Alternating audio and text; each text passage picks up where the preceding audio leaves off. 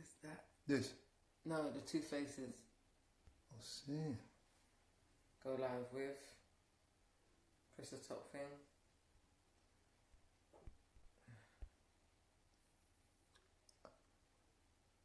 Search their name. Aha.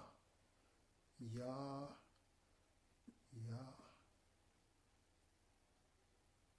Yeah. What's that? What's that? Oh, yeah. Sorry, guys, we're working this one out. We are getting ready to go live. Hey, look. Where is she? What's up? Yeah, that's the one. How you doing, guys? Ooh. Look at Charlie. And Charlie's watching us as well. That's our daughter. Crazy. It's crazy. Well, hey. Hey, baby. Hey!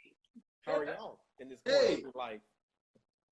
Good people, good people. Huh. How are y'all surviving?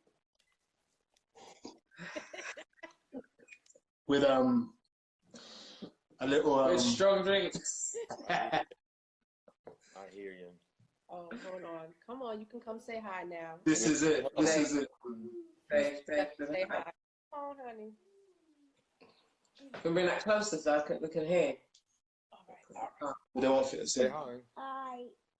Hey! Trip, How are you? you're right. You're not watching VeggieTales? No. Details? No. No. I'll send your parents some good old Christian children's TV stuff Yeah. later. Say, it's time to say goodnight. Say goodnight. Good night. Good night, Trip. See you later. What? Come on. What is it? Come on, we'll go to bed. All right. Who's this now? CN Coopers. Roll out, partner. Everyone, boy, we are trying to stay safe, man. In fact, we couldn't be safer. We're at home, right? Yeah. I don't know if you can see the comments, Charles. We can see them on our side. Okay. Okay, good. So anytime you want to say hello to someone, just let us know. We'll just say hello. Anyway. Guys, thank you for joining us, man. Yeah. Say again? Saying hi to everybody who's joining us. I see some popping up. Oh, there's quite a few on here, yeah. He works for Fox News, by the way. I do not watch fixed news. He's so good. He's so good. Okay, you know what? We're gonna have another conversation about married couples and different political views and how you navigate that, because obviously this is a prime example of different experiences. You know, in England, we don't take politics that serious, so. Oh, I do. He takes it way too seriously, but I don't think his views are that strong, in my opinion. He's becoming more liberal. You wait till there's no bread left. His political views will shift significantly. It won't. You're going to be needing. Every man and herself. But I tell you what, man, I just want to thank you all for joining us still, man. Off the back of the video that we recently launched on YouTube, Yeah. with you guys just being yourselves, it was nice, it was rich, it was enlightening, and I've listened to it 50 times because I had to edit it, right? But every time I heard, there were times when I was just crying for laughter. He was just laughing by himself downstairs. I'm like, what are you laughing at? At 1 o'clock in the morning, just You two get me. Yeah. Yeah, so I heard it myself, and it was proper funny. I really enjoyed it. But people got back to us, you know what I mean, and said, man, those guys were so real, you know, and they gave us a full insight. It was like a mix of everything. It was humor, you know, there was some really sentimental parts in there. There were some heartfelt pieces, and it was just like a full round of everything. Do you know what I mean? So, yeah, it got, so far, 160 views. Oh, I know that's not a lot in the YouTube world. It is. It's a lot for us. Yeah, exactly. But it's a lot for us. I mean, we have hit 2K one time, 20, 25. 25K on one video. We might have just change the title of this, like sex it up a bit, and then it will rock it. Do you know what I mean? Just put some naked ladies on the front. And then it will rock it up. That's how you get views. It's art of compromise. You guys show us that pretty well. So if you haven't seen our latest This Is Marriage, The Art of Compromise, with these two lovely people down there, we're going to put the link I feel so odd in it. We're gonna put the link right here in the description. Yeah, we're gonna do that. This is it, man. So we're speaking to couples hopefully every night. Yeah. For the next few weeks, on their experience regarding this whole lockdown. And we're also going to have a discussion around the topic in relationships as well. Here we go, man. I mean, what's it been for you over the last 2 weeks? Last week, call it a week, because it's the week that's really been hot, right? And bear in mind that you're locked in a country that's not your home. Yeah. So does that feel harder? Yeah. It is. It is. Not being in the States makes this harder only because our family keeps calling every day to make sure we go to the store and get food every day. So we're having the same conversations pretty much every day. And then with me being pregnant, I'm not able to go out, or I'm advised against going out. So I'm stuck in these four walls. Yeah. All day long. But trying to make the most of it with games and just laughter. Well, we be laughing at random stuff. And I'll ask him random questions out the blue. I think, what did I ask him today? Oh, I asked him, at what point did I do something that made you think, oh, I do love her? And he just looked at me. He said, you need to go outside for fresh air. You got cabin fever, your head gone. Well, the thing is, all the guys know that's a catch-up question. Because if you answer it wrong, or at the top of your head, it's over. Come on. And remember in the video, she said, all I gotta do is take out the trash. Yeah. Well, I've been doing that, and it's still been, just a dry desert. So at the end of the day, I have to make sure maybe this will kick it in. Give the right answer, and it won't be the trash. It'll be something else. So, but we've had quite a bit of interesting conversations, I think, and it's good to have.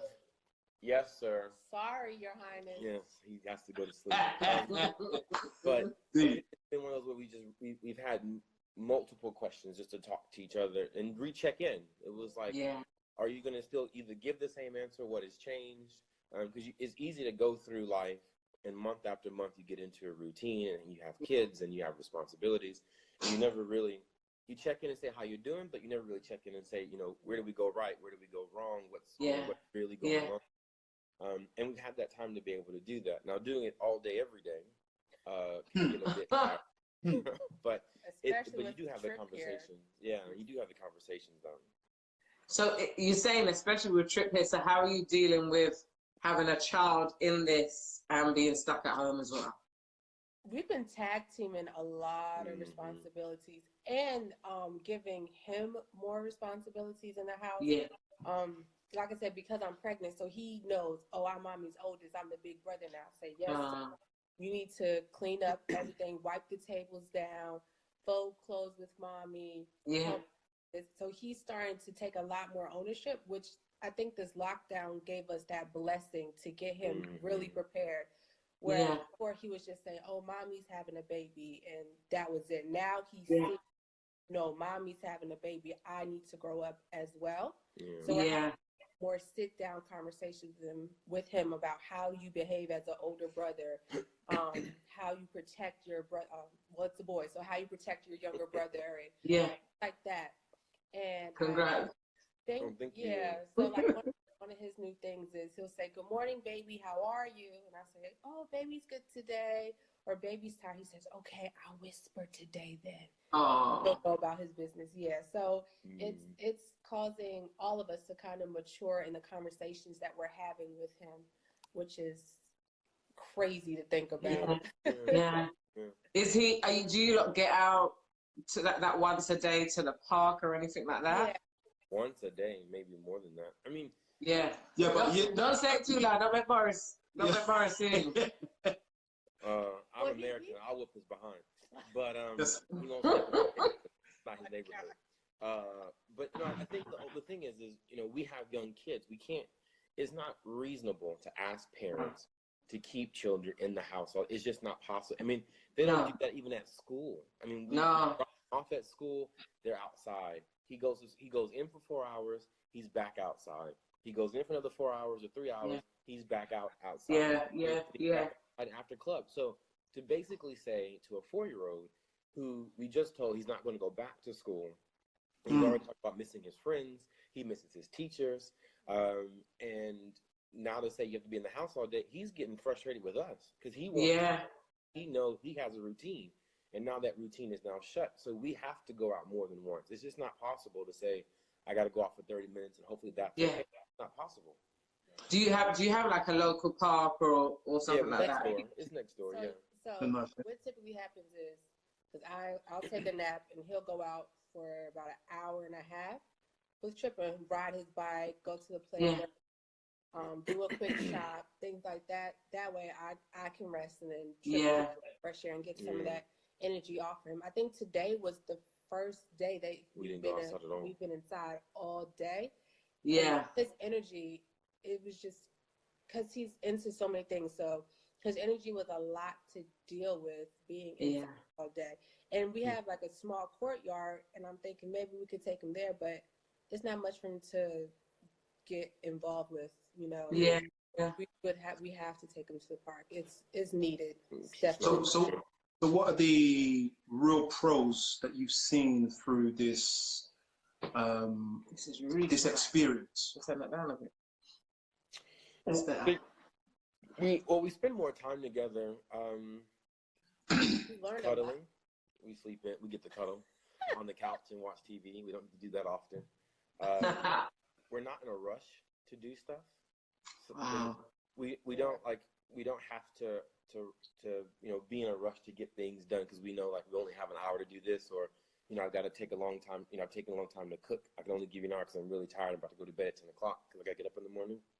We don't have to do that. So everything now has been reshuffled in a way that I can give time to much more quality things across our experience. So if I want to get up in the morning and have my own quality time, I don't have to worry about my 30 minutes, like getting up at 6. I can get up at 6:37, get my 8 hours of sleep, and then knowing she's not getting up till almost 8, 9 o'clock, and he not getting up to 8, 9 o'clock.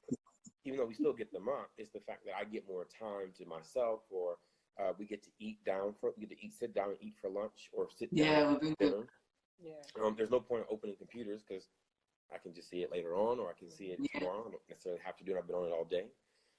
So it's a bit different, but I think those are the pros. Though we get to do the things that we want to do with more time. You see, that's more appreciated. I appreciate you saying about the rush. I've still got the rush on me. I've been born with the rush. You know what I mean? So it's been hard to shake that bit off. So I feel like I get up and I'm thinking, I'm late for homeschool. I homeschool downstairs, you know what I mean? Yeah. And I'm like, everybody on a regiment, you got to get your shower, you got to get your breakfast, we're going to start in 30 minutes. And Kurt says, you're ruining the vibes of the house, you know what I mean? Just take it down. And I haven't been able to sit still. I'm going from wife to homeschool teacher to the chef. To just you? I had only me time yesterday where I sat down and I started to write some stuff. And then one time we went to the park and then I was like, everybody get in. And then I went back by myself. But I haven't come down from the rush. And I think I need to, because as I said to my mate yesterday, I was talking to online, that I see this as a massive Sabbath for the planet. Do you know what I mean? Time for us to have a year of Jubilee, a rest, a reset. And this is not undermining lives lost. So it's expense. It's just saying, this is what it is. And in detail in the conversation I had yesterday, Eddie was saying the outside, he saw like a chart, and the outside circle said things we cannot control. And the inner circle was like things we can control. And there was another inner circle that actually said things we can influence. Do you know what I mean? And I recognize my influential self in different parts of my life. But here I just felt like retreating, like, oh, child, this is just too much. Well, I think not resting, going, and I'm feeling like, child, so I'm having to rethink it now and say, what am I going to do with this time that we're in right now? How am I going to do this? Well, I think that's the one thing that we've got to No, I recognize, and I think we've got to. I know we laugh in a jovial way. If you think about like even Muslim cultures or Asian cultures, there is this hustle and bustle, but they clearly take time out for family. I mean, there's a clear, hard set responsibility, trained way through a religion that they believe that no, I'm going to spend family, I'm going to spend time with religion. And we laugh at it because we're like, well, why do you do it so many times? Are you really getting anything out of it? But when you actually slow down yourself, you start to realize that it's actually much more of a benefit. And I do think we have to, I think this quarantine is going to be really good for us because, we have to slow down. I think life can really go quite fast. And you've got 3 kids. We've only got one on the way. Yeah. And you probably look up after the 2 weeks and said, like you just said, I just had time for myself one day yesterday. Yeah. Where all the time go? So I think now is kind of people need to have that New Year's resolution mindset. Yeah. I need to start doing some things I haven't done before, and that's probably taking myself more into consideration. Yeah, I'm going to sleep till 10:30 tomorrow. Okay. Yeah, but who's going to wake up and do the breakfast? Because I like what you plan that. You're planning, but basically, technically, you're planning. You'll be a better person. Okay. See? I think that's the thing is why wouldn't the kid? I think that's what helped us about with Trip is because, we've taught him how to make just simple stuff like go ahead and make your own, PB&J. And we have a little dance to go to his PB&J. And then he gets up at 6:30 in the morning. I'm like, I don't want to get up. Go make your own PB&J. And we put it in a place. What's PB&J? Peanut butter and jelly. It's jam, bro. It's jam. Oh. I knew it was coming. It's jam, bro. J-A-M, bro. Or Nutella and peanut butter. Nutella and peanut butter. And so he makes his own. And we don't feel the rush because now he can be a little bit more independent when it comes to at least making his breakfast. And so I just think, you know what? Sometimes just tell the kids to do it themselves. We only just I like what you're saying. You know something? Our kids are fairly domesticated. One of them can cook a meal. Mm. Yeah. 3 meals, she'll cook one of them. So that helps. What we are absorbing, I hope our listeners are absorbing, and we're going into a separate topic in a moment. But what we're absorbing here is that you guys have really got a very much go and get it kind of attitude to life, which is really less work, but still probably, if not more effective in many ways. Appreciate that, man. We're learning because we're coming down real slow from a crazy routine that demanded of us. Yeah. So we're still, everybody's adjusting slightly differently, you know what I mean? Mm-hmm. Yeah. That's how he was. Because like I said in the video, his job was so demanding, work came before family for a certain point in time, and then he put family before work for a certain point in time, and now he's just like, okay, everything stops and it's all family focused. Well done. He's just like, oh, okay, I've missed this with my son and I've missed that. So giving this space for him to grow a bond with his son that I haven't seen him mature. It's beautiful seeing them play around together, the inside jokes that they have with each other. And I'll go and like wake Trip up. He says, "Where's Daddy? I don't want you. I don't need you." And I'm like, okay, that happened quick. Yeah. So it's so refreshing just to see the world stop and family take focus. And I think so many families are going to, not like you said, not to undermine the lives that have been lost, but so many families are going to grow from this experience. And even talking to my brother and hearing the way he's interacting with my 2 nephews, I'm just like, whoo! Yeah. I'm shocked. I'm shocked. Wow. Yeah. That's big. That's massive. That's what the planet needed to heal, because obviously society starts from families. Yeah. And, our profession is to work with, I hate the term that we use in this country, troubled families. I think everybody's got trouble in their family somewhere, but so to name a set of people, troubled families, and give them funding, hasn't helped. Maybe a little bit, but I think if anything, humanity works great in crisis. Yeah. Not that I crave crisis. I don't crave crisis at all. Yeah. I don't crave difficult times. But I understand that in difficult times, that's when we grow best. Do you know what I mean? That's when we come together. That's when we pull together. That's when we have meaningful conversations and meaningful stuff happens. And so if this has to do anything, it will heal. I'm praying it will heal more families than I can imagine.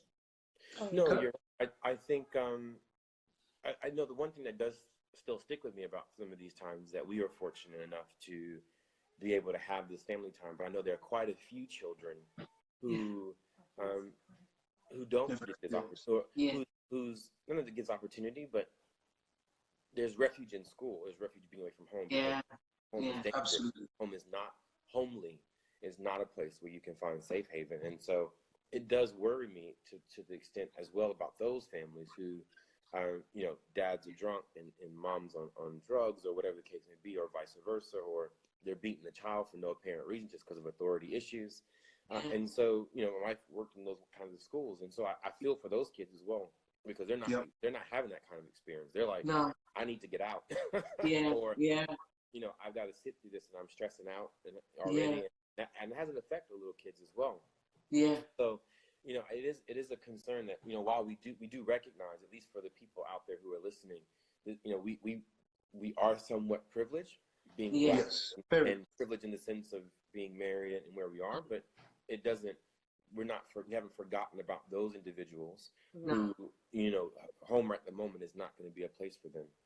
And I said to my brother, if this had happened when we were children, it would have been horrible. Do you know what I mean? Growing up in a home with domestic violence and not having a place to escape to. You mean in your family? As a child. Do you know, it would have been a place where I can empathize with a lot of the clients that I have. That home, we know their backstory. That home it won't be a great place right now. Or it could be, but much work would have to be done. And it would have to be by force to turn it around and say, you know what, we're here, let's deal with it. And I also consider that, and I have had the experience as a child, but not under quarantine, obviously, but as a child, not in a great home, with a great mom, but not in a great environment. With great siblings as well. But now I'm also appreciating the other side, where it's like, you know what? We can take this time to build what is already good and make it greater.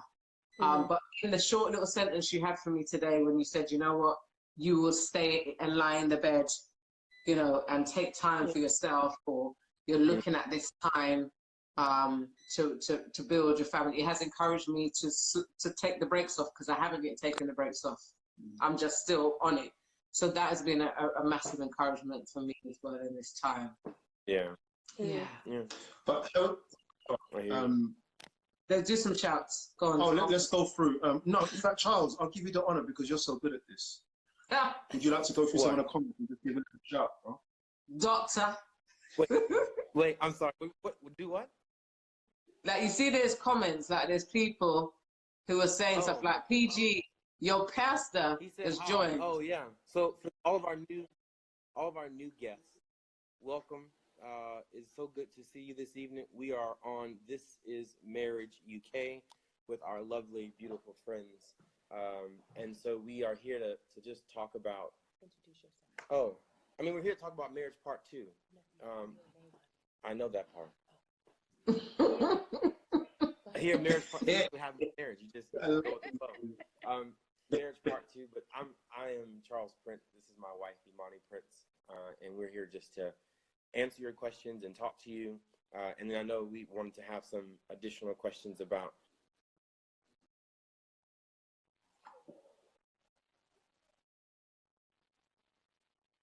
Oh, hold on. You lot still there? Your internet. You lot are on the... Hold on. Yeah, you good. Hold on. It's coming.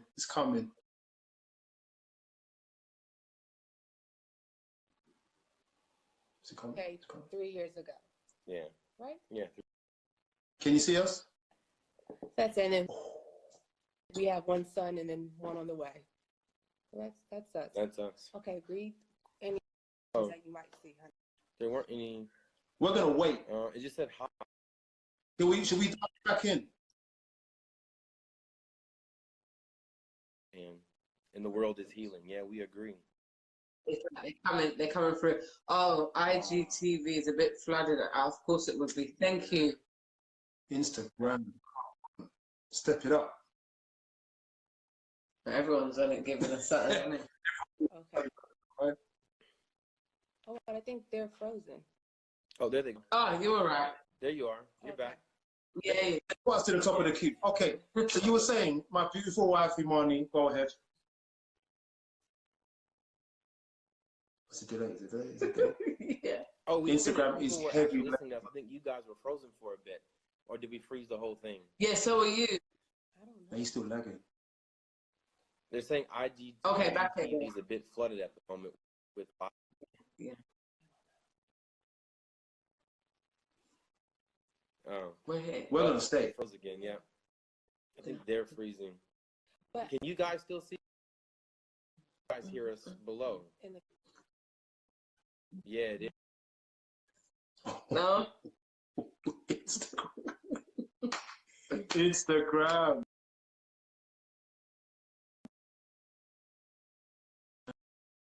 CN Cooper, who can you see moving? That's a bit delayed as well. Is that delayed? It's about 10 seconds for it. Wow. But in general, but Because you can come off and then not move again. oh, okay. We're going to try and get those guys again, guys. Instagram is caught. Everybody's trying to give a word of encouragement. Hey, Kevin. Oh, we're back. We're back. Good. Are you there now, or are you there in 10 seconds time? No, we're there. We're there live. Okay. Okay. No, you was introducing Imani, and that's where the last we heard of you. Oh, I think the last you heard. Okay, so well, that was just reintroduce me then.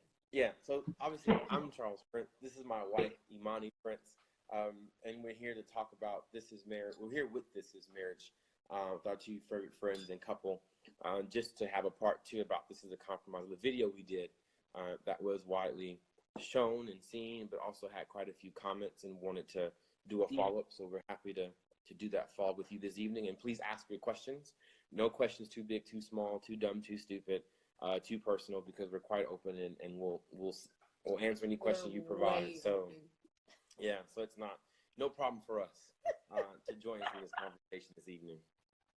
This is why. So what I wanted to look at, because in our YouTube videos, amongst many things, something stuck out for me. Stuck out for me.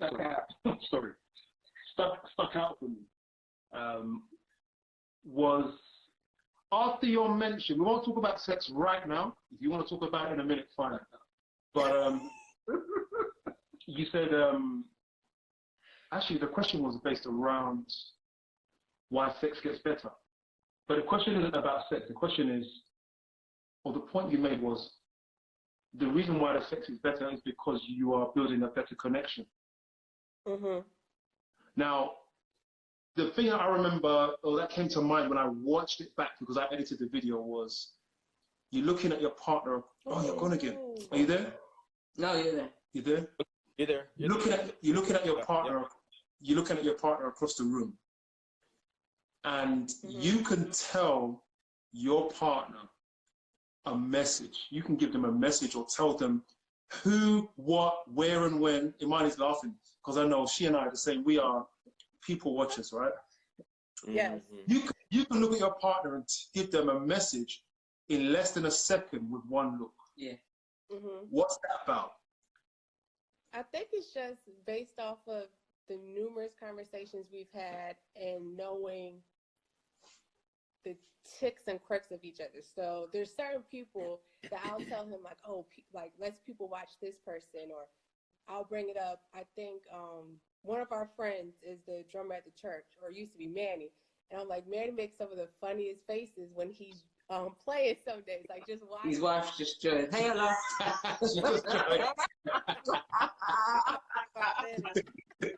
Like what? She's like, what? We talking about my Some of the funniest faces. So he's like, I don't know what you're talking about. I'm like, just trust me, babe.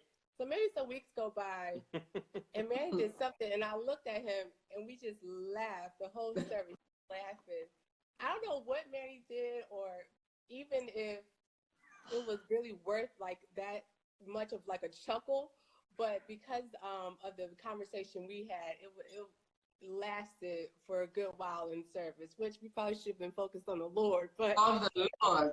Come on, man. You did to. Well, I think the thing about the relationship about us is we've done a lot of we've gone out to a lot of events, and I think one of the things that we've learned is we have a conversation about why are we going, what's the purpose of going, and you know, and what we plan to do while we're there. And we've learned over time. We learned over time that she knows there's a look on my face. I'm just like, either one, I'm ready to go, or two, please come save me.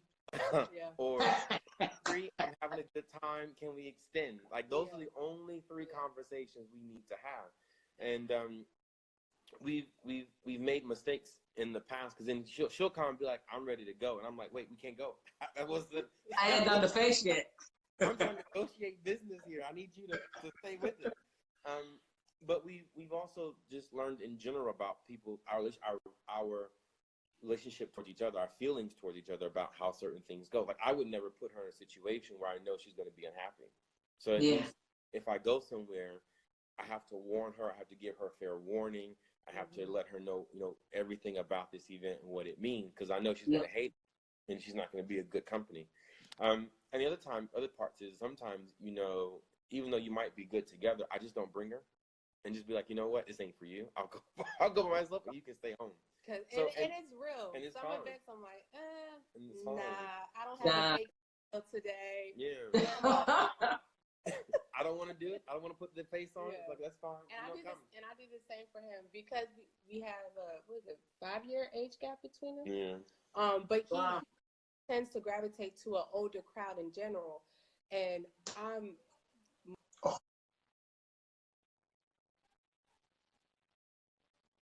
Pause. It's not Hold on. Tell him it's not a wine event. It's a Hennessy and Jack Daniels event. So you can kind of gauge if you want to drink vodka tonight, dark liquor, then come on, let's hang out. Or, you want a more refined palate. But it's, I think, like you said, it's having the conversations. And when we were dating, we had those conversations because it was one event that we went to, and I'm like, this is not my crowd at all. I was uncomfortable. The conversations were it was too much. Yeah. And he's in heaven like, this is so much fun. I'm meeting all these people. Me and Congressman, I'm like, who is this grandpa? You got me talking to. I don't care. So I think that's when we really sat down and he said, okay, this is my career path. This is the code. Yeah. Code you use. Yeah, man. I think that's and I see one of the questions is what are the keys, key points newlyweds should prepare for, and that's one of them, being in other people's presence, because there's things. I'll go to people's homes and she's like, we got to get flowers, we have to go get wine. She has a way of approaching someone's home. I'm like, they're friends, we just gonna go. Like, there's a certain way you go to people's homes. You don't just show up. And so it's those nuances that you've grown up and been trained around that you should have conversations about. I mean, obviously politics, you should have conversations about that, about finances, but the one about how the two of you manage guests around you, and not only in your marriage, but also just in general through your events, is a key question to have, because you also want, I want people to know that I'm married, not that I'm unhappily married. So as soon as you go out in public,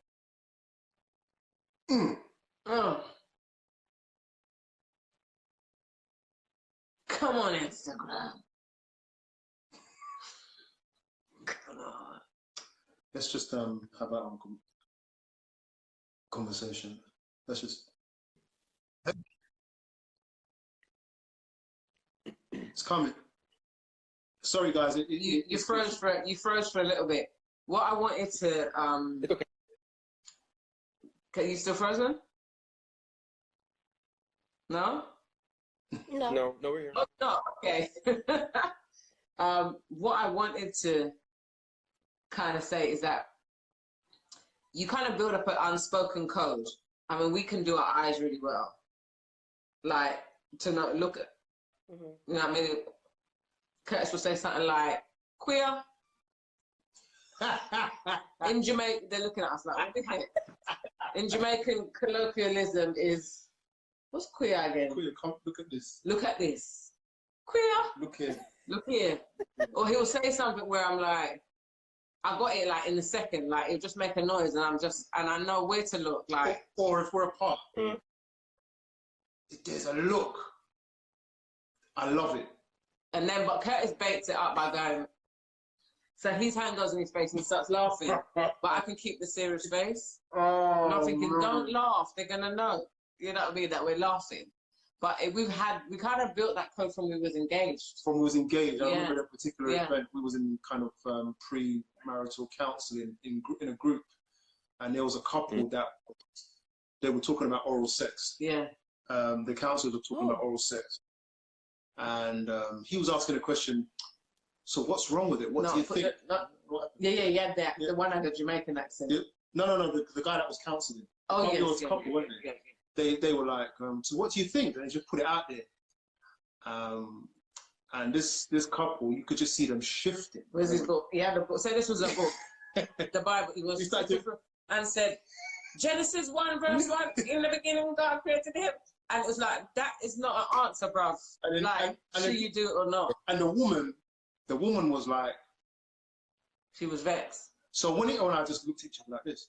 No, we drew two arrows on the paper. We had a notepad. So we drew one arrow pointing to him and one arrow pointing to her.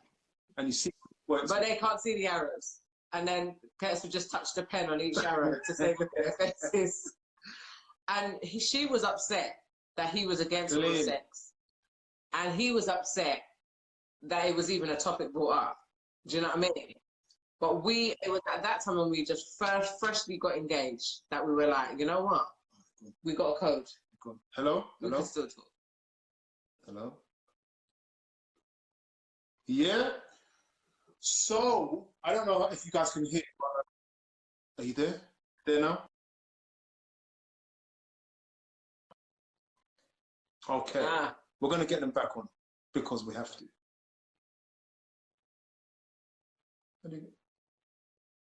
What?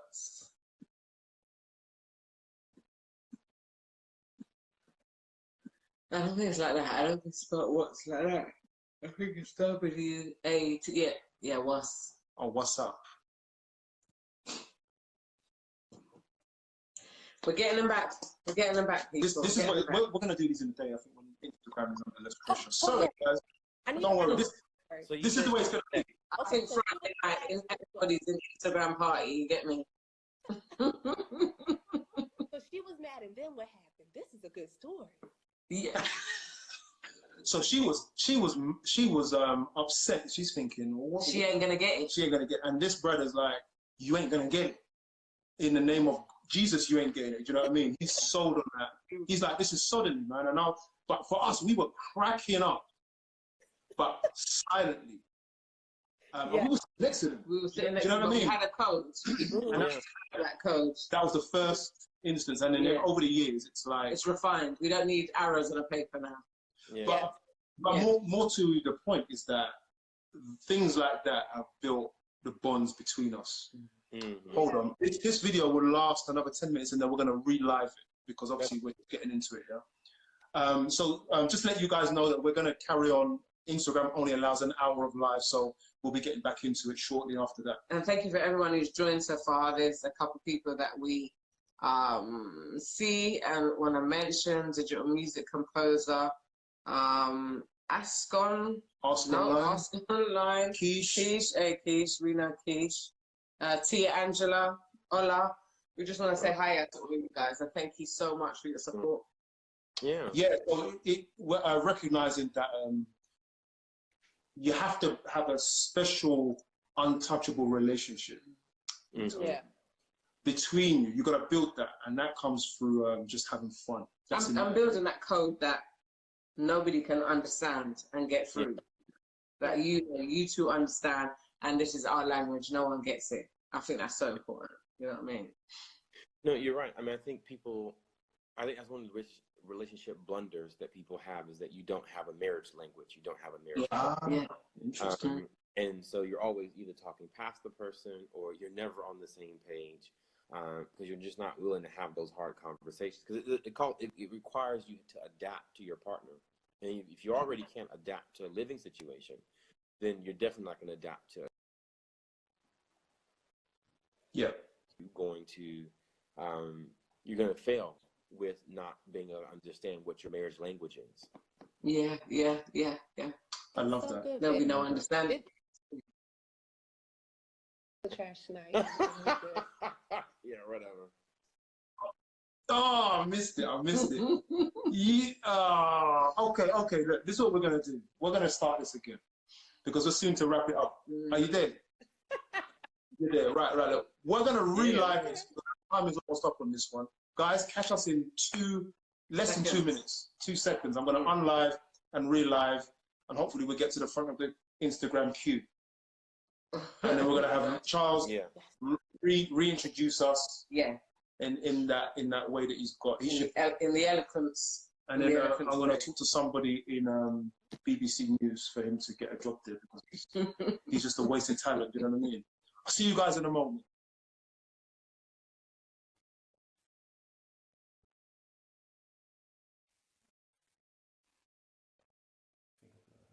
Go live with. Not yet. Put a name in.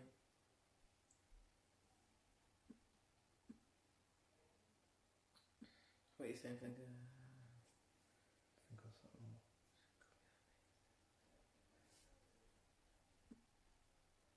It's not ready yet, is it? Hey guys, we're just logging back on.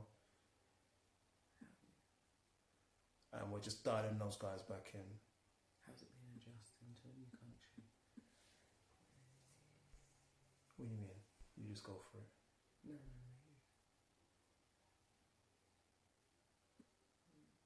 How do we get back on that? It's crazy, isn't it? Instagram. You should have this platform wrapped up. Can you go out and come back again? It's on live now. Yeah, it's on there for so long. It might be better to come up. I think it's underscore. Maybe hers is off. Try Charles himself. Let's try him. It's back on. Oh, guys are joining on. So, thank you so much, man. It says it's me. It's me.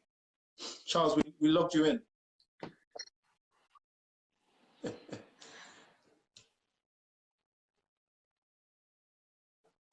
Turn the camera on.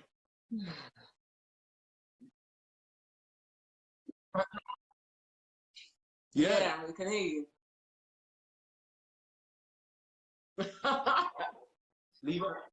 Leave Android alone.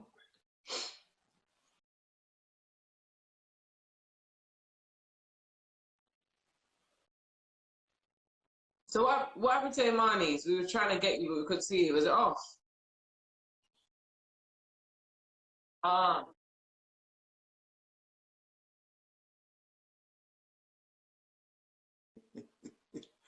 We're sorting out a technical difficulty, people, but we'll be our guest will be back with us in a minute. So we were talking about with our guests how to build a special connection. A marriage language that nobody understands. Marriage and relationship. Mm-hmm. You gotta have a special coded language or behavior between you that you understand. It makes things fun. This is how you do it. Let's try and get them back on. Android to Android. Let's see what's happening. There it is. Let's see what's happening. Android to Android. How about that? Zuzu. No?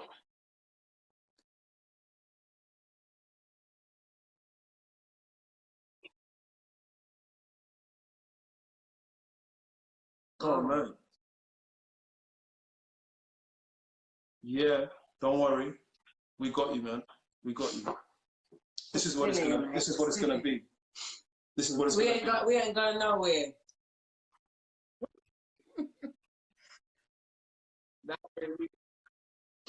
Look, people, thank you for your patience, seriously, because Instagram is caught.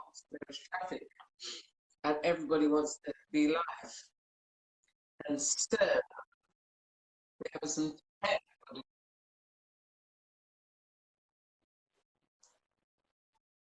Really?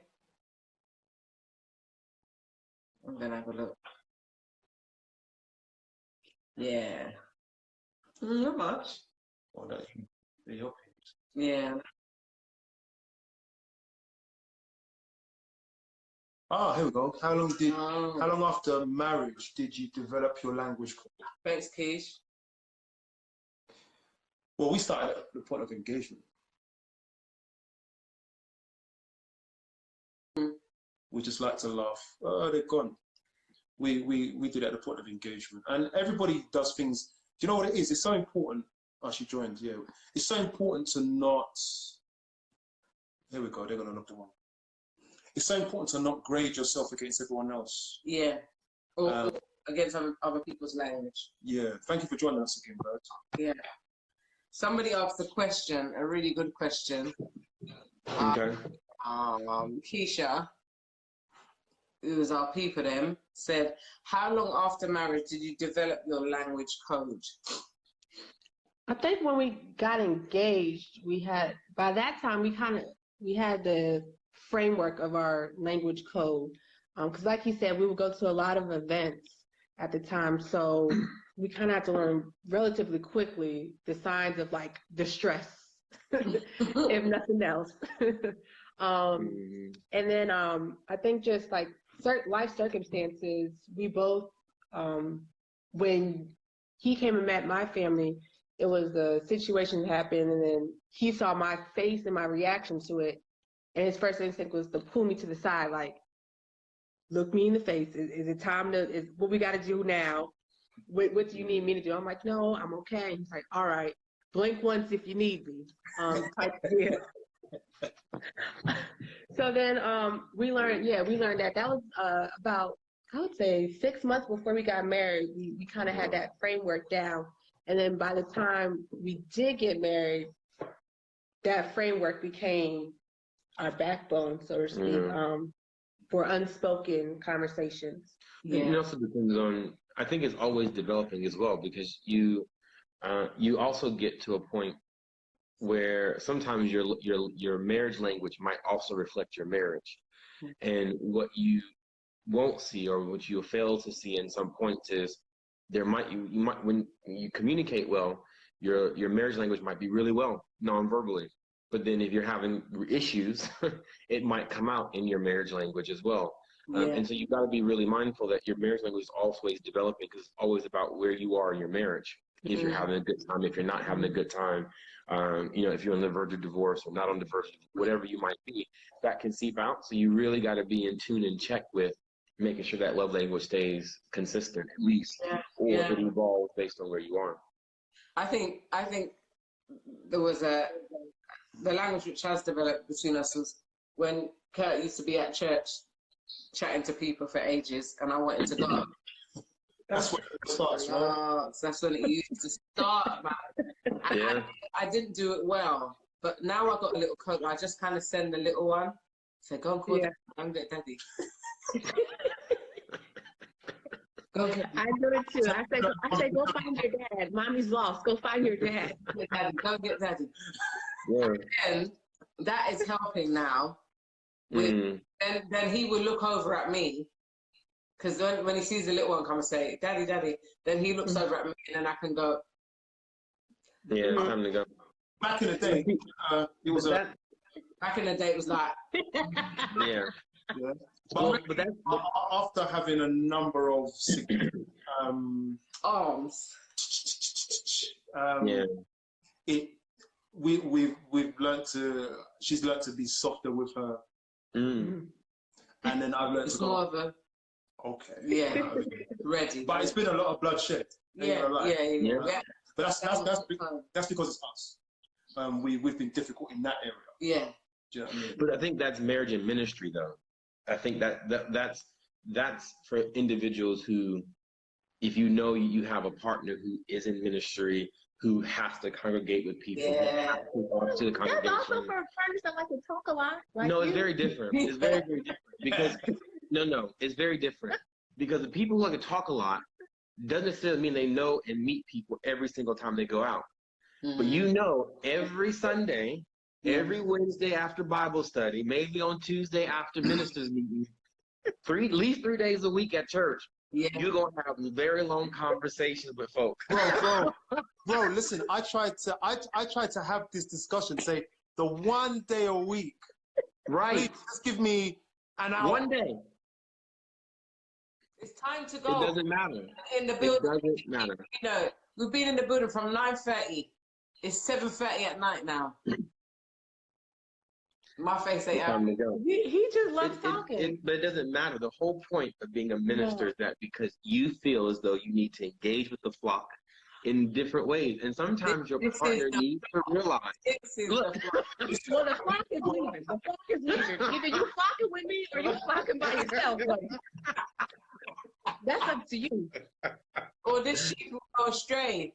Come to let's go. Yeah. So that one was always a 90% women. That was a tricky one. Everyone wanted counselling just as we're going out. Oh, man, it's true. Yeah. So I'm ready to go home. And I'm ready to go home. There was another question. Oh, the one was from Marima about how do you prepare for marriage during the engagement stage? Yeah. Go on, let's go. Let's go. That's an interesting one. I mean, each couple is different. Yeah, I mean, because we lived together for 4 or 5 months before we got engaged, and then we lived together right after we got engaged. And I got pregnant. And then she got pregnant. Look what you did, Charles. Look what you did. No, she got pregnant after we got engaged and after she was living with me. So let's be clear how this timeline. I'm just going to get my calendar just to double check what you're saying. I'm just going to get my calendar to double check what you're saying. Yes. So in 2016, she came and stayed with me for the summer, so June, July, and August. And then the following year. But I stayed with you during that summer. I had 2 options: either stay in DC, which is where my university was, and just experience the DC summer. And we had just started dating, so to speak. I was dating her; she wasn't dating me. That's what she means. Yeah, that's another situation. So we had just started dating, and it was okay. Let's see where this goes. So I stayed with him for that summer, and then in August I moved out to my own dorm, my own place. So we were apart. And then by the following, that March, we got engaged. And then I moved in. In May. Oh, yeah. And then I got pregnant. In September. October. Homecoming. Yeah. Then I got pregnant and then we got married. But right after we got engaged, we combined bank accounts. And then we sat down that same day. It was my birthday, I think, was like on a Wednesday. We got engaged on Saturday, and then Tuesday we were in the bank, combining bank accounts, and then we sat down that evening and had a discussion about finances. Wow. Well, no, we had a conversation about, because I was very clear before about finances, about male and female roles. And so I made it very clear at the very early onset that it was, no, I will cook. And then you can do whatever else you want. The kitchen is my responsibility, or this is what I want to do. And then if you can do whatever you want to do. He's been taken. Exactly. And so I was just like, that's what I want to, contribute to the relationship. And then we started talking about finances and who was going to be responsible for money and investments and things of that nature. And then we started talking about, the responsibilities of living together and what that meant for us. So, yeah. But that was, that Tuesday we sat, I think, for about 2 hours and had that conversation. And then we also made a decision to do premarital classes, which we probably, it's a good and bad thing. So we had ours via Skype. We did it face-to-face and Skype. Yeah, but I would have preferred a more in-person session. But I think throughout the marriage classes, we learned a lot just by the questions that were asked of us, and then the questions we asked ourselves during that process. And then living together and seeing how money was handled really caused us to delve deeper. Because he'll tell you, I'm not good with money. I'll get it, and then I'll pay a bill, and then I'll close my eyes, and money's gone. It disappeared. A bill. A bill. At least you paid the bill. Yeah. I paid one. I don't know what happened now. Yeah. So now he's like, no, I'll take care of the money. But over that year, he was like, okay, let's sit down and I'm gonna teach you budgeting and finances, because if something happens to me, God forbid, I can't have you out here looking crazy, pretty much. Because they're gonna talk about me and my grade, talk about he didn't leave her nothing, and I can't believe he treated her like that. Can you believe she fended for herself and her and that poor baby? Oh my God. You'd be like, really? Really? Come on now. And all of that. I don't know how to pay. We have premarital account. We did it. Things happened fast for us, right? Very fast. So we started to date. We knew. I kind of saw him years and years and years. Saw his face occasionally. I did a course with his mum. She said, "I've got a son your age." I think I was 19. That's how my mum spoke. That's how she used to speak. And then it was like, all right, you're not old enough, because she looked really young. And then years later, I met him in February 2000 at a conference, and we started talking as friends occasionally. I would call him every Tuesday. Like, I wouldn't do more than that. Dying for Tuesday to come around. Like, come on, Lord, make the days go fast. We need Tuesday. You held the sun in the sky for Joshua. You can do it. Just hold it on Tuesday, Lord. Right. Lord. And I used to call him Tuesday, and we used to chat, and then we went to another convention, like a week camp meeting, we call it. You know what I mean? And I drove up with him, and another girl from my choir drove up with him as well. And she was in the front seat, and I was just at the back seat, like. Why she get the front seat? Well, we were just friends. Everyone was just friends. Yeah, we weren't dating. And he picked her up first. Oh, okay. Oh, okay. But she put the work in for every Tuesday. She put work in, and you gonna have her in the back? No, because he picked her up first. Yeah, You should have put in the back. We weren't dating. Driving this day. No, we weren't dating then. And on the way back from that camp, though, I got in the front seat, mate. This, boom, 3 hours before we was driving off, my bags were in the front, and I was ready to go in the front seat. He dropped me home last. I didn't know he made up his mind. No, we went to the beach one time, and then he was like, "Do you want a piggyback?" I made up my mind. A piggyback, you know? Do you call it? Yeah, you know, piggyback. Yeah. So I got on his back and then kind of fell over in the sand, and I just thought, this is like a corny movie, like. But it was all good, you know what I mean? No, we was talking about the dating, preparing, like engagement, right? And then eventually, he dropped me home that day, and the next day he came back and said, can he have his Bibles, which I borrowed? Can I have them? So I said, I'm going to be home like by 6, but I was home by 4. The hair had to get laid. But I still opened the door quite casually. And then we started, then he asked me, then that was the June. And then he asked me to marry him in the November. We got married in the August. So we didn't have much time to prepare. But in that time, we had premarital counseling. We used to write letters. There was no social media then. I don't even know if internet. The internet wasn't really a strong thing then. So we should just write letters and send texts and then see each other maybe twice a week and build in that time. And that time then we had premarital counseling. We started to plan for the wedding. And in premarital counseling, they looked at finance. Well, the thing is, in my head anyway, we didn't really prepare much. I think that as opposed to preparation, we were riding off of similar values, that because we came from old school values, I guess, where you didn't really need to talk about what the woman would do and the man would do. We pretty much knew. So we were in the middle of being millennial and Generation X. So it's like, I'm not going to have a discussion. Am I going to? My parents taught me to cook and clean and do all those things. So I'm going to do it anyway. So I didn't see a need to talk about it. And I didn't expect that Juanita was like going to keep her money from me. Yeah. You know? So there are a lot of discussions that we didn't have. So when you ask, sorry, can you guys just put your phone down a little bit so we can see your face? Oh.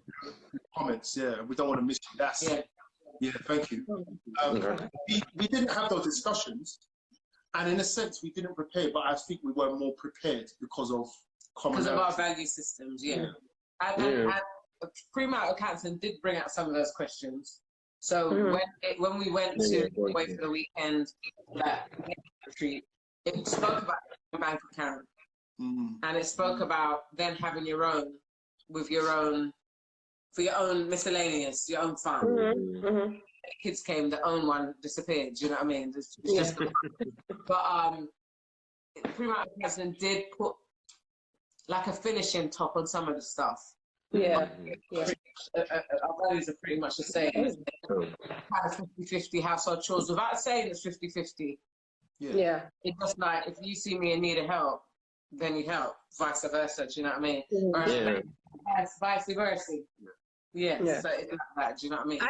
I think one of the other things that we did to prepare us for marriage was we interacted with a lot more couples that were dating with the intent of marriage or that were already married, just to see how they communicated, how they interacted, the nuances that they have, and the discussions that they have. So like our friend Ebenezer, he actually does this with us now. He's like, I love coming over and seeing you guys, make dinner, because I'm making notes for the conversations I want to have with my spouse and the jokes that I'm thinking of, in my mind.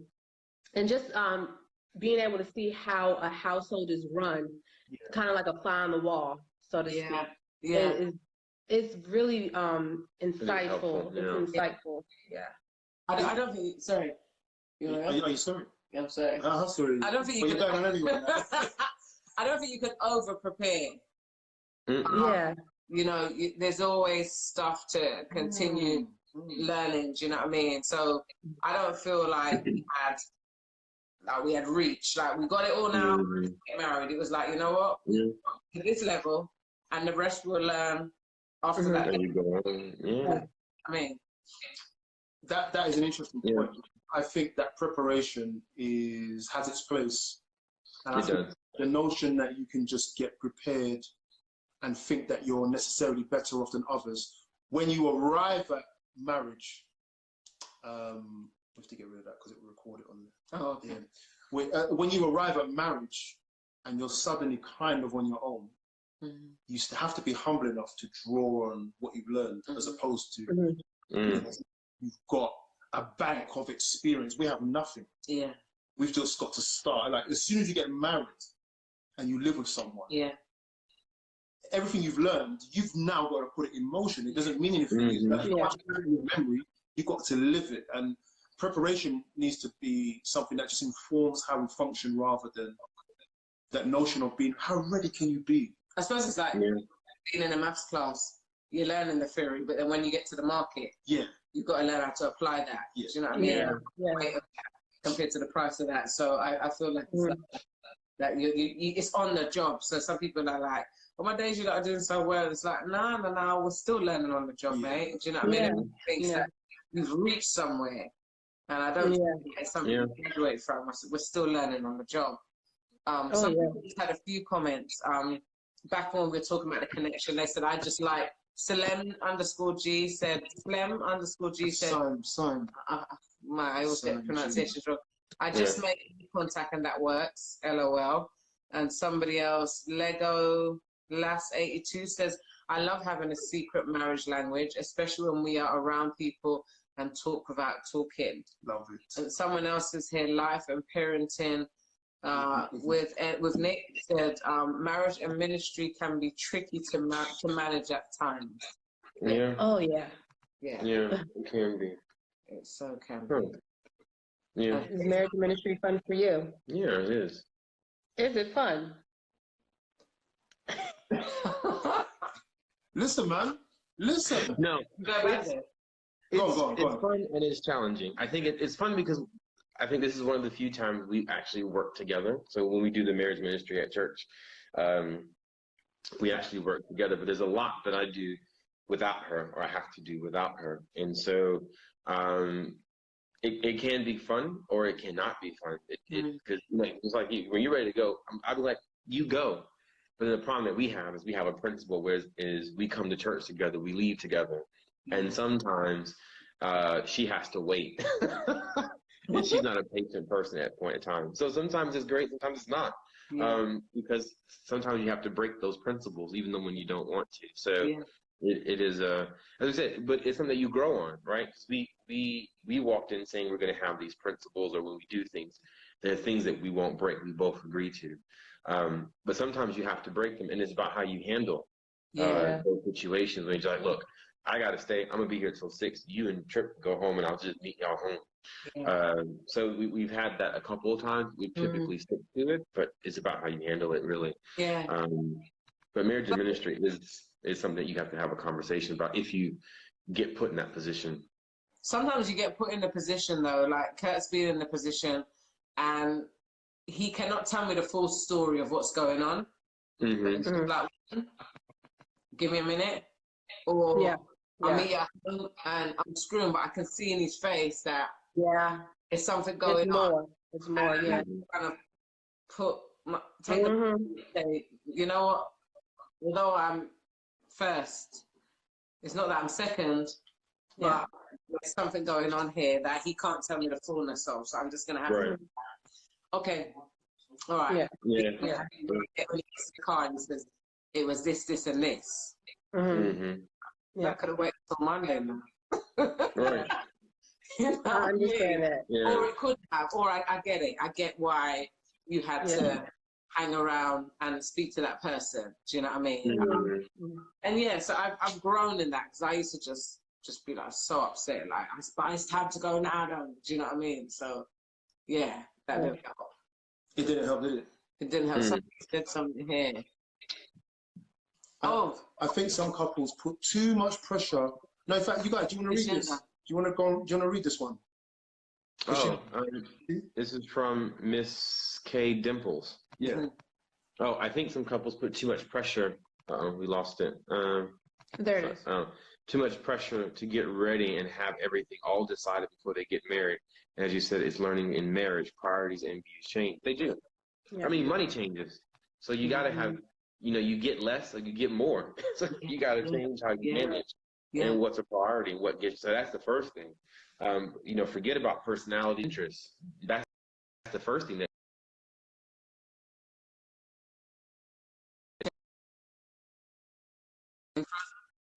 Oh, there you go. You're back.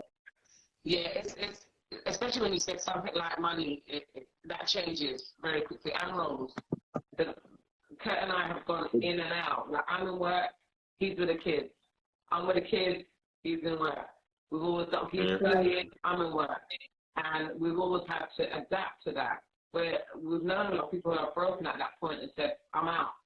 You know what I mean? They said, but you're not realizing that this is something live and it's organic, so it will change shape. It's just that to go with the new shape. Do you know what I mean? Yeah. No, you're right.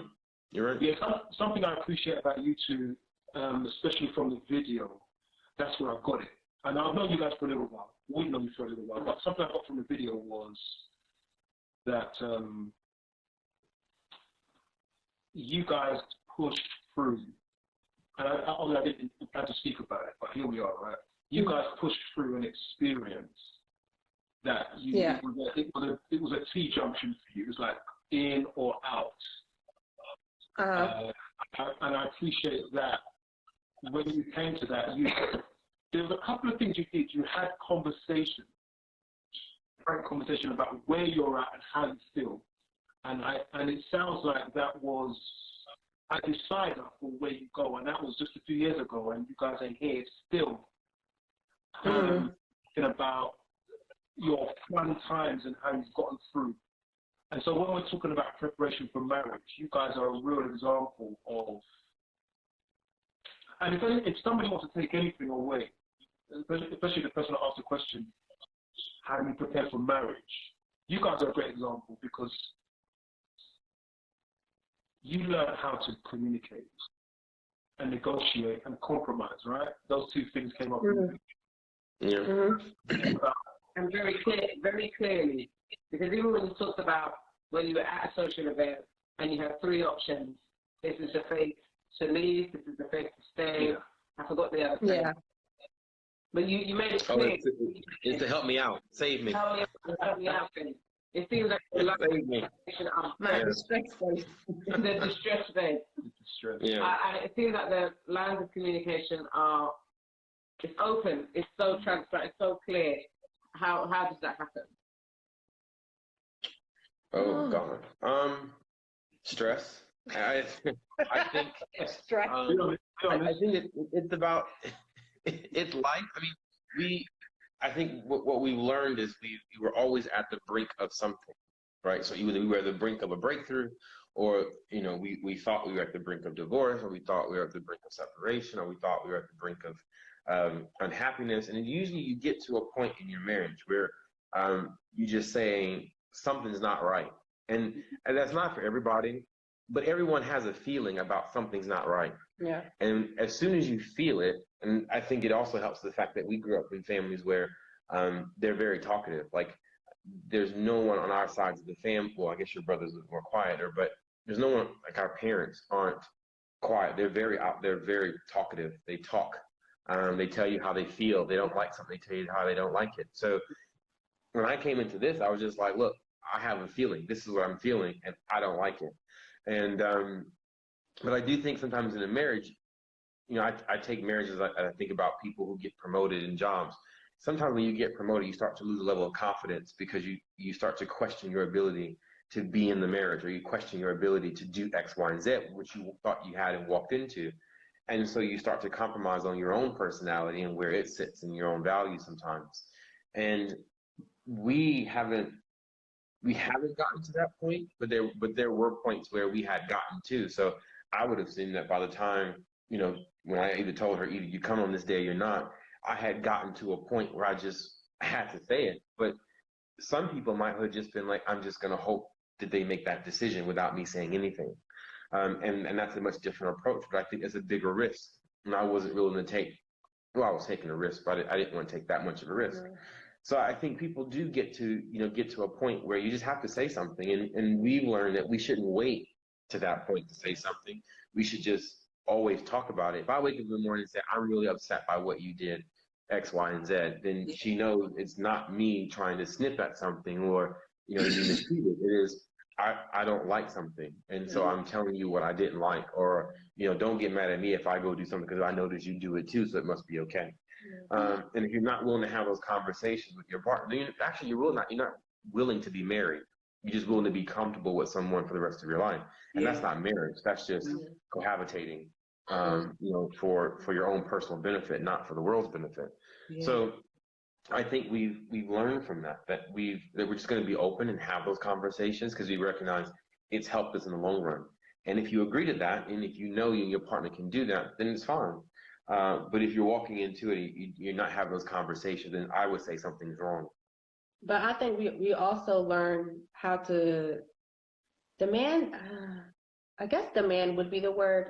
Or be assertive. Yeah, be assertive with the things you want out of the relationship. So it was a point where when we first moved here, I was kind of like, oh well, it's his job, it's work, and I was making excuses for him without even talking to him about the issues that I was having. And then it boiled up to this point where I'm just frustrated with so many things and I'm lashing out at him and he's just like, okay, so what can I fix right now? And I could tell him what to fix right now, but that fix right now would take months and weeks and stuff to prep for him. And it was not beneficial to him at that point. Whereas if I would have said it, from week 2 when I had the issue, instead of waiting until week 32, then we could have, possibly had a more civilized conversation and work through it sooner rather than later. But being able to be assertive with the things that you want from your partner and that you want for yourself, because when he's lacking in an area, then I feel like I'm lacking. And I don't want to feel like I'm inadequate as a partner, as a mom, as a, I'm supposed to help. I'm your helpmate. And if I can't help you, then how can I help myself really? And when I felt like I was drowning, and he's supposed to be, the life vest that comes and saves me, but I can't depend on him.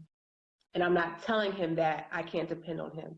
And it was a lot of things that, I had to work through myself, and then be able to sit and have that level conversation with him instead of blurting out a shopping list of issues that I had, taking the time to, tackle one issue at a time and giving each other that patience to work through those issues rather than, okay, all of this needs to be fixed within 24 hours or I'm out. Yeah. I think we have jobs that do that. So you have something called supervision here in England. Right? Yeah. Maybe every month, every 6 weeks, you come and sit with your manager and you kind of troubleshoot and you go through like, what's done, what's not done, what you're having trouble with. But we kind of neglect that in relationships. You just kind of let it flow. You don't have that meeting where you're like, let's evaluate what's going on here. Let's see if this is working, if this isn't working. And I love watching shows. I think Curtis must have mentioned on your video. I love like Married at First Sight. Do you know what I mean? Yeah. I love shows like that where I'm just like, no, you don't have to give up yet. You can still get through this. It's okay to have an argument. It's okay to have a disagreement. It's okay to thrash this out. You are different people. And so I'm always shouting at the TV like, no, it's not time yet. Like, just so you can get through it. Because I just think this is your supervision period. This is your period to get together and to say, this is not working for us, or this is working. And we'll do that better. And that reminds me we're due one. So might as well have it in the bunker. We watched Love is Blind, and we encourage you to watch it. If you haven't watched it, you should watch it. Love is Blind. And we asked ourselves, we said, would we have picked each other if we were put in that position? And I don't think we would have. I think we would have, because it's the conversations that got me him. It wasn't the conversations that got me her. Conversations got me, so I think I would have. Yes, that's the thing. We would have been, what's his name? We would have been Brady. No, not Brady. Barnett. And that's who we would have been, because they would have been very sure about us, and we'd have been like, I need to go check. And then what you say will be Jessica, like this after. Exactly. And so, and he found Amber. But I think that would have been a Barnett-Amber situation, or Lisa, well, the other girl's name with Marcus, situation. And I think for us, if people did that, I wonder what conversations or how marriages would change. Because if you think about it, all those marriages ended up the same way if you met the individual face to face. Because if you think about it, Amber.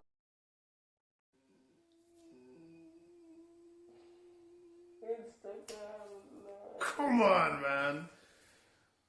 Oh, let's plug them in again. Yeah.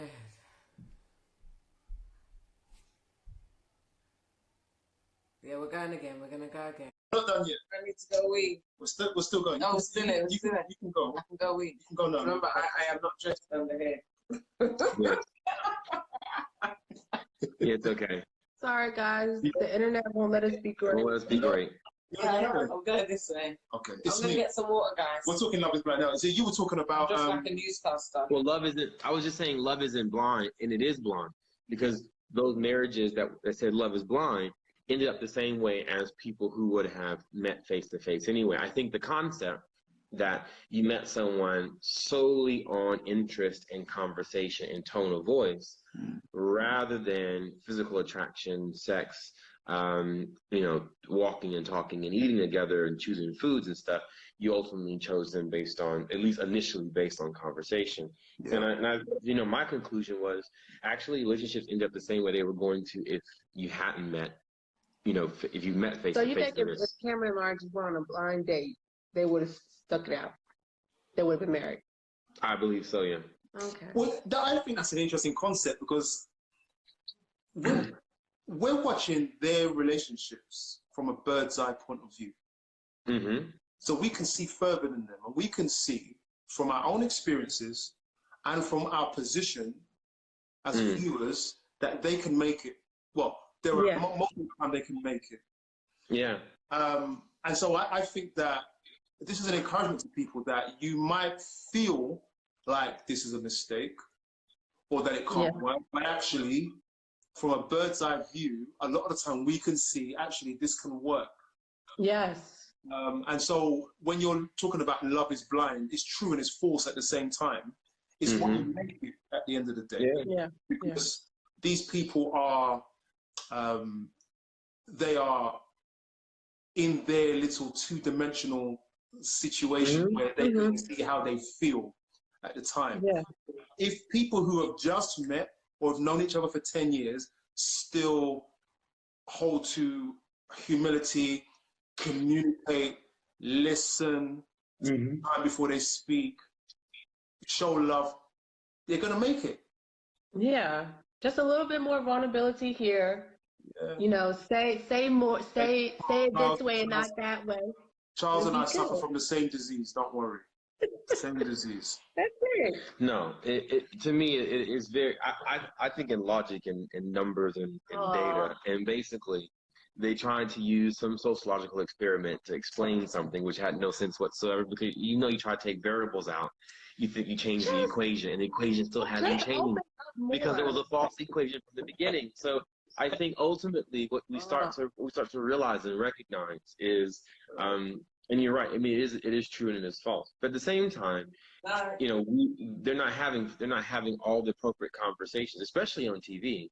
They weren't having appropriate conversations. That we can see. Well, I mean, even it should have come up.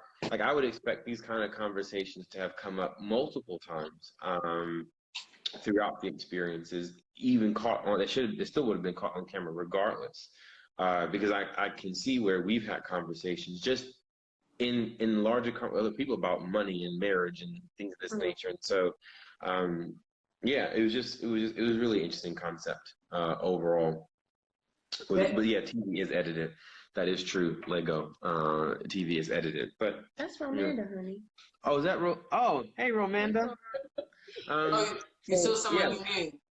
Yeah. Yeah. So yeah, it is. I couldn't see the picture, so I just saw Lego. But yeah, it is an interesting Love is Blind piece. Yeah.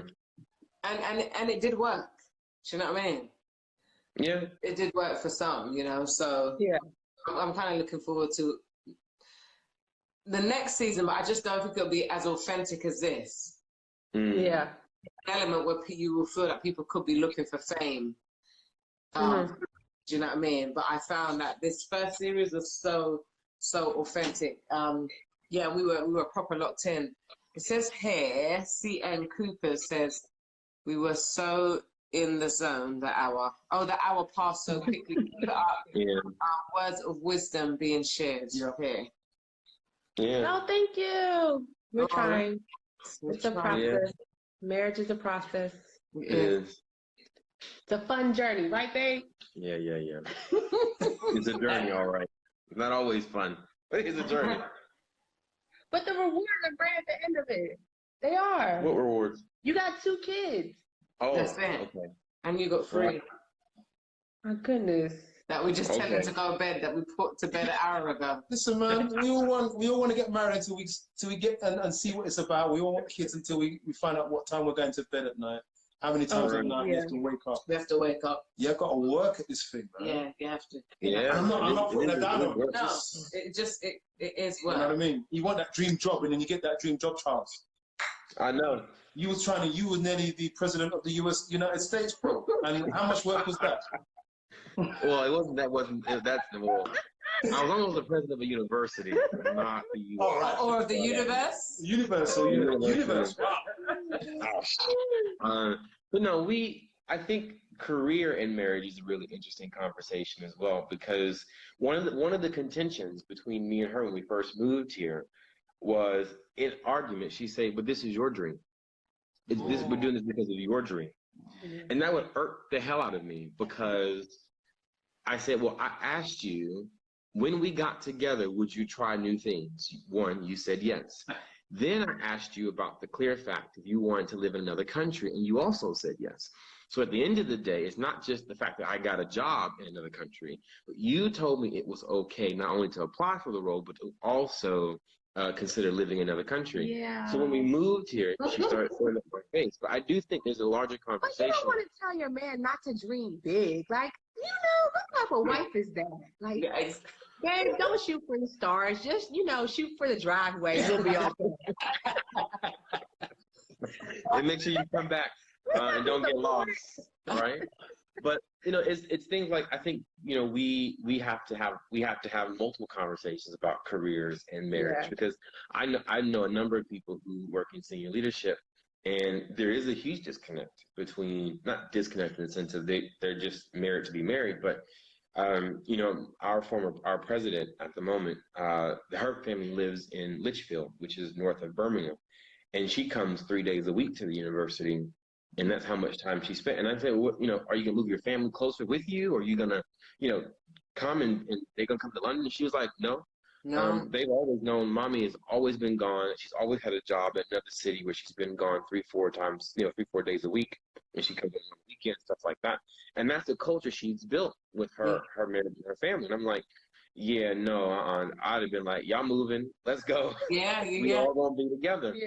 But that's a risk we recognize we would take as a married couple, because, you know, even in the States, as you start to move up, you're never gonna stay. Typically, you never stay in the same city, let alone the same university. You're always gonna go somewhere else. So you might end up in a whole different state.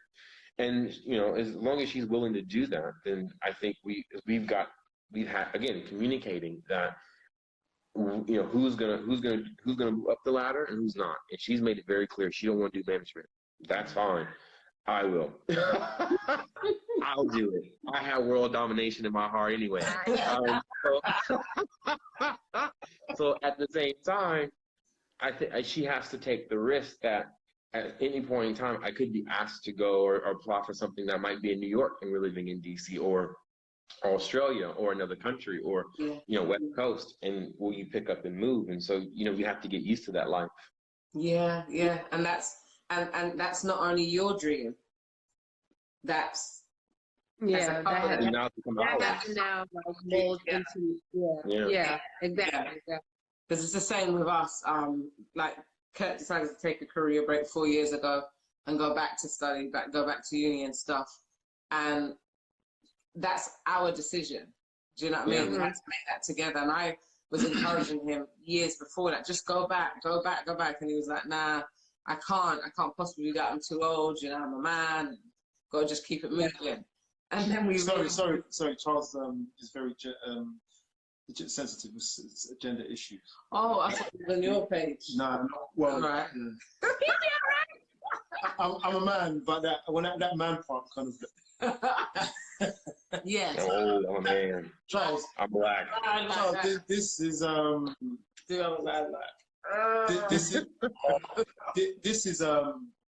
this is me in my thinking.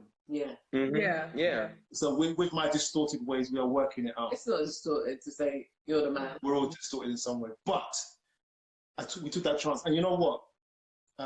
We took that chance. I remember this, when we discussed this, it was going to be a major financial hit.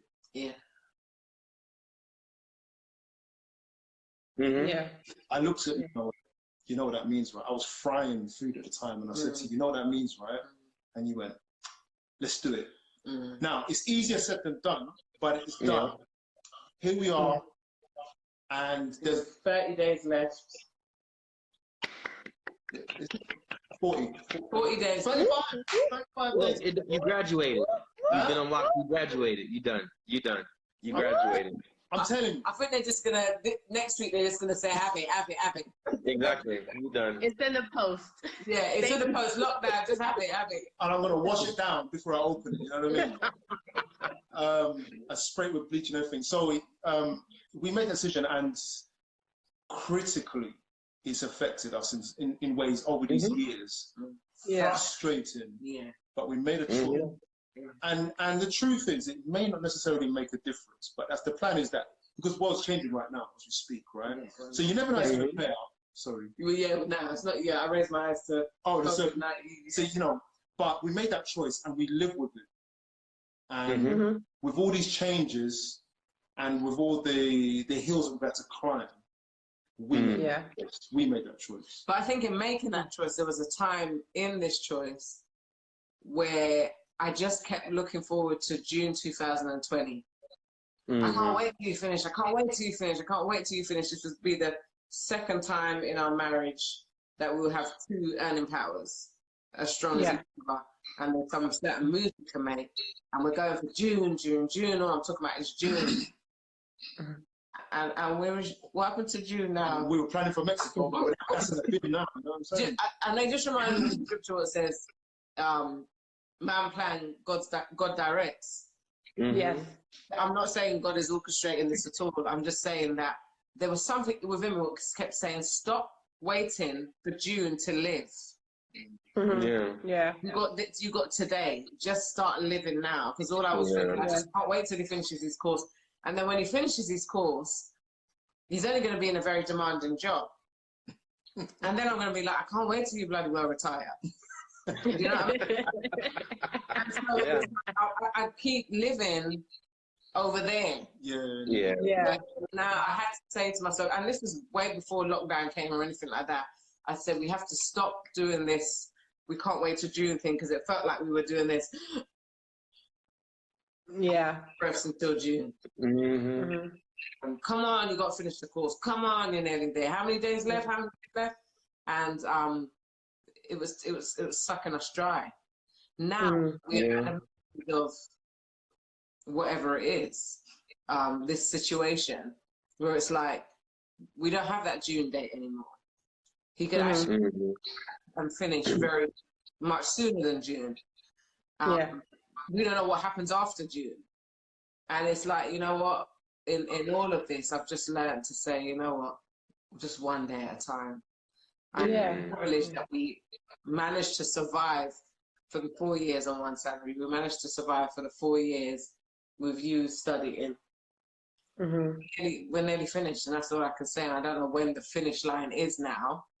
But I feel like I'm no longer waiting for the finish line. Today is today. That's enough for me. Exactly. We've got a comment there. Do you guys want to read that one as well? We had a couple before, but the latest one was this conversation is really good. This is about marriage. It's about challenges and joy. And I said before we got booted that we like to do checks-ins and even things that are going well, just to make sure we're on the same page. People said congratulations to you. Someone said this truly is marriage. This truly is an example of marriage. So so people are in pretty much agreement to our conversations. No one disagreed yet. Well, we haven't started talking about other stuff yet. We've talked about communal things. We've already found agreements too. So politics. That's because you're crazy sometimes. That's not my fault. I think the three main things people will always have disagreements about is raising children, politics, and sex. Those are the things, because at the end of the day, everything else can be compromised. Those three sometimes just can't be compromised. All right. But your politics are swaying. Like they're not swaying. Like Curtis even said, they're not swaying. You know, she just thinks they're swaying, but they're not swaying. I have to say them. Are you just holding your tongue more? No, I'm just back more. Oh my God, no.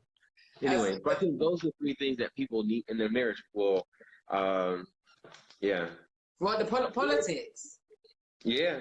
I think there has been times, and I'll be very honest, where I've decided who to vote for, like seconds away from the building, the ballot box. And convinced me to do it at the same time. And then said, what are you doing now? I want you to still be our friends. But there has been times in this process where it's been like, I don't know. Okay then. Curtis, who are you voting for on the way? It was wet that night. It was pouring down. Lots of salt. And he said, who are you voting for? You can't vote for them. Vote for, isn't it? Like, cool. Yeah, and I've done the same. Because compromise. But you are more engaged with us. We knew the manifestos, but we had to fresh them out. We didn't have time on the way to it out, so we freshed out on the way. On the ballot box, which is about 20 meters. And I thought, I can't vote against him in my house. I can't do the opposite. She votes the other way. We're done. I'm like, we got to go the same place, and we got to go the way that the family is always gone for generations. Sorry. Labour! This is Barry. You're voting Labour. Sorry, that's not no. Sorry, no. Charles, He's looking at us. Charles, you have to learn to compromise, man. But that's not somewhere I choose to compromise, though. You have to choose. My politics and my marriage are very different. I'm not giving up my viewpoint just to make her happy. So in your country, who would you? What Democrats and Republicans? That's what you have, right? Yeah. And independent. So I would typically end up voting for Tories more than I would vote for Labor. Okay. Yeah. But the only Democrat I ever voted for was my mother and Obama. That's it. So you voted for Trump? No, I didn't vote for Trump. All right, then you didn't vote for Trump. But I didn't vote for Democrat either. Yeah, you voted independent that time, right? All right. Yeah. Okay. He ain't vote for Trump. He ain't that crazy, y'all. We actually find your president absolutely hilarious. Oh, yeah, he's we a do cartoon too. character. We got He's a watching. crazy old man. Who doesn't enjoy a crazy old man? My fiance said that there could be a case when we could potentially vote different from different parties. However, we would have a conversation defending our political points. No vote is a vote for Trump. Law. Oh my God. Well, I think ultimately though is because it's also about how I feel like I've grown up. That's why I said politics, raising children are going to be one of the issues that you're going to disagree on, because I think my thing is I didn't want to whip my child until he was 5. Yeah. And other people's marriages are like, no, you're going to spank that behind as soon as that kind of stuff. Or we've had conversations just by watching TV. What if your child walked in and said that to you? How would you deal with it? Which is one of the contention issues that we've had in our own marriage about how we raise and have certain conversations about things. So you're always going to disagree about it. You should accept the fact that you'll disagree on it. And that actually the compromise is not that you both have the same mentality. The compromise or the agreement is the approach to dealing with the situation. Because technically, you both don't have to deal with the situation. So if I want to talk to Trip about sex when he gets older, Monty's like, you're not doing it, I'll do it. Okay, fine. If you don't like the way I'm going to approach it, then you can go ahead and do it. I'm not going to argue about it. But my point, my viewpoint is not going to change. Is how I approach it. Yeah. If you don't want to approach it, either let me do it or you do it. We don't need to do it together. So yeah. I think there has to be an agreement on approach, but it's not a compromise, because I'm not giving up my viewpoint on what I believe to be true, or what I think needs to happen. I don't think in our political system the values are so clear cut. It just feels not like anymore. You're voting for a rich party or a poor party. Do you know what I mean? One for the working class, one for the middle class, and the other feel when we were growing up as kids. It was like ladies for the. It's more blended, It's more blended. For us, yeah. So it's more blended. So it's not the values aren't as clear cut, I don't think, as it is in America. Until Farage rose up and he was kind of like the new conservative, but it was so extreme that people were like, you wouldn't want to say because of that extremity. But so far, right? Yeah. It's not a big issue between us. I mean, there are pros and cons of each party. So I'm such a sociologist. I'm just torn all the time in my thinking.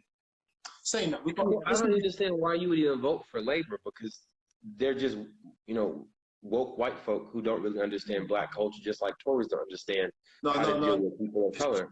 Corbyn now, man. Corbyn's my boy. Excuse me? Yeah. That's like saying Bernie Sanders is my boy. It just doesn't work that way. You'll never my boy, because he used to date Diane Abbott. Sorry. I trust Corbyn more than all of them. He should date Diane Abbott. He's one of the Labor's. You have a bunch of people who in the 70s think that they're woke to reality and the environment and society and race and culture, and they're not. And yet you're still giving them. They're just a bunch of woke white folk who ain't woke. They're closer to us, bro. If he dated a black woman, he's black. Say what? If he dated a Jeremy black woman, Corbyn. Yeah. Love the brother. If he sat down with Stormzy without her hair done, keep together. He sat down with Stormzy. I trust him. Come on. What Trump did with what Kanye. So what does that make him okay? No, Yes. Kanye. See? He's all right now. He's all right now. So we've got 5 minutes to go. All right. Yeah. Bands. Not Ed Miliband's. Boy, Not Ed. No, I'm not saying. I'm not saying. So we've got 5 minutes left, and from you, we want each. We asked this in the video on YouTube. Guys, visit the YouTube video. You're gonna put the link in the description. You can't do that on there. Can't you? No, I don't think so. Yeah, you can. Well, we'll work it out. We'll work it out. Yeah, so we can promote it. Compromise on YouTube. Watch their video. It's quite in depth, quite intense. On This Is Marriage. On This Is Marriage on our YouTube channel. The question I have for you again is your number one tip. I know that this can change every day. Yeah. What is your number one tip for those just arriving in, those who haven't arrived yet, or those who are single? I don't know where you want to start, but just give a tip each on all those long in the tooth. People like us. Wherever you want to go. Give a tip for marriage or relationships. What's your number one tip that sticks out for you today? Number one tip at the moment. Well, I mean, I think this quarantine has basically said just live life right now. Live life as you see fit with your marriage. Try some things new that you wouldn't have done before. Have some conversations you've been holding off on. Explore. Take some risk. Because now you're in the comfort of your own home all day, every day. And so you can't walk away from it. You can't run away from it. You can go to another room, but you're not escaping it. And so I think number one tip I'd give right now is take the risk in everything. Take the risk and and rethink conversations and try some new stuff. Why not?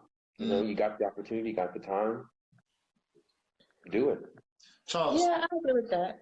Sorry, before you speak, Imani, just for a minute as you were talking, I was thinking you were talking about sex positions, Yeah, so that's one of them. Yeah, okay. That's a risk. You got time. Take some risks as well. You got time. Ain't no rush. You're not trying to get to bed early. You got all day. Oh my goodness. It's such a baby boom after this. But we're too old. But think about it, because everyone now anyway is going to have, if you recognize even demographics, I know I'm being a nerd here, but demographics always tell you most children get born in the summers because in the winter people hibernate. Yeah. Now there's going to be a huge surge of people getting pregnant.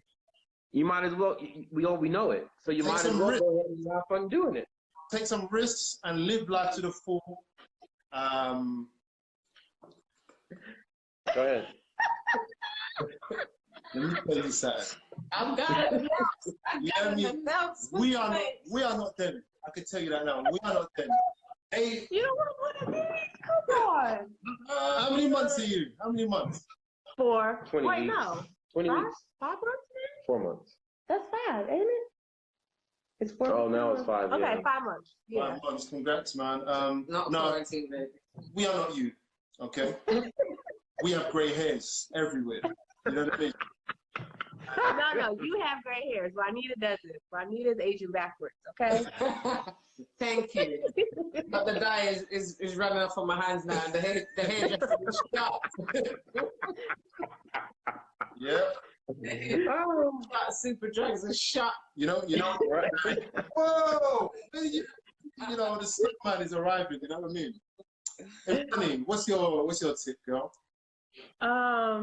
Don't be afraid to be vulnerable, because that could be your safe space and a lot of times. So when I'm most vulnerable with him, that's when I feel my safest and secure. Is that a word? No. But it sounds you feel more secure. Okay, that's the word. Yeah, I feel that with him is when I'm most vulnerable. And because I feel when I'm really vulnerable, that's when he really gets me. And that's how we get that love language, that unspoken love language more. Yeah, especially with this quarantine, and he'll see Trip going all crazy and my face is just defeated. And he's like, all right, come on, outside we go take a nap. It's exit time for us. So yeah, just don't be afraid to be vulnerable, guys. It's so scary. so frustrating. But jump off that cliff, and you'll be surprised what rewards are at the end of it. If you found the right person. I pray that you all did. Yeah. That's so powerful. Fearless. Yeah. As a fearless. Mm. You had the conversation and you're being vulnerable. And it's true. Being vulnerable is so risky. And Yes. You're both of your commentary in a nutshell is being vulnerable is so risky. That's the way. It's like the only way to be loved is to be vulnerable, which puts you at risk of being hurt time and time. But having those conversations that you know could start an argument person is the way to freedom, really. It is. I'm just talking. Whoa, I nearly started an argument there. No, I'm just talking. What you trying to say? No, but you're right. I mean, vulnerability is. Yeah. Sorry. No, you're right. I mean, I think vulnerability is a very good thing to experience because we've had that conversation about vulnerability quite a bit. And when are we most vulnerable? I think you're most vulnerable when one, you are full emotions, or one in the middle of sex. I mean, I think those are the two most interesting positions to be vulnerable in. And it depends on how you answer the call to your vulnerability. This guy. I'm so sorry, y'all. I mean, hey, but it's the truth. It's the two most vulnerable positions in your marriage. Yeah. So, which position? No, I think. Done. We'll do that off camera. Right. Yeah. The wine has kicked in. Isn't it? Yes. Which is good. The wine needs to kick in. The government. I'm not at you. I'm not mad at you. Thank you guys so much, man. No, thank you. Thanks for having us. And stay here in the UK, like forever, like till we retire, till the Lord comes back. Every time the American government calls you to say when you're coming back, you just start coughing.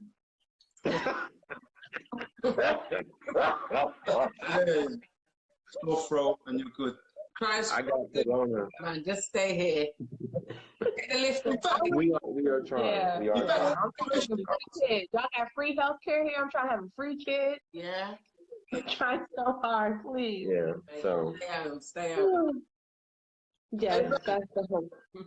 So I think now with this whole Instagram, we will be doing more of these. Yeah. So we're looking forward to doing more with you. Yeah. We're going to hit you up in the next week because you're on the list. You know what I mean? We've got more people to. So we've got more shows to come and more topics. I'm not sure if it's going to be every night now because Instagram can't handle it. But we'll see what happens. I think it's Friday. Well, we can do one. Me and you, Curtis. We don't need the women on the next one. Yeah, because what you want to talk about? Nothing. They're not gonna be there, so it don't matter. It don't matter. We're talking about risk. We're talking about risk. We're talking about positions. Yeah. Some of the most important topics. Thank you. We're gonna talk men and marriage. That's what we need to have a conversation about. Let's do it. Let's do it. Without being checked by women. Let's just have the conversation. Let's do it. What do you? Pray for us. Why not? Pray for us, please. It will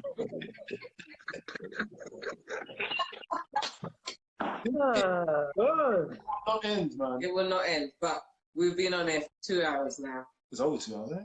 And I 2.5. It's been a good 10 o'clock. Yeah. It's been lovely. Well, as soon as quarantine is over, I'm coming to Croydon. We're having lunch. For real? Yeah. In June. I'll see you in June then. Why are you? We are going. Oh, no, just me and Curtis. Sorry. We don't invite you. What? Yeah, like the last time. You're crazy. This is exactly. I was on the. Imani, you are welcome. You can go to her house then. Y'all can have the house. And we go into Okay, that's fine. Do you? No babies in this house. Trust me. You're going to her house. You're going to their house. That's fine. You come over to our place. We'll come to we'll go down the street and they can stay here.